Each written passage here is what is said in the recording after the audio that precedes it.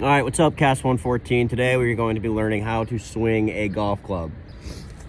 First, we're going to talk about your grip. Your left hand's going to be holding the club with your thumb pointing directly down the club. You're then going to take your right hand and wrap it over your left thumb with your right thumb pointing down to the left. Okay? That's how you grip the club. You're then going to be shoulder width apart. Your feet are going to be shoulder width apart. You're going to bring the club back, keeping your left arm straight. Turn this way. Left arm straight, the club going this way. And then that's the backswing. Then the downswing, you're going to drive your body and your arms, your hips, through the ball. You're going to follow through just like that. Put it all together.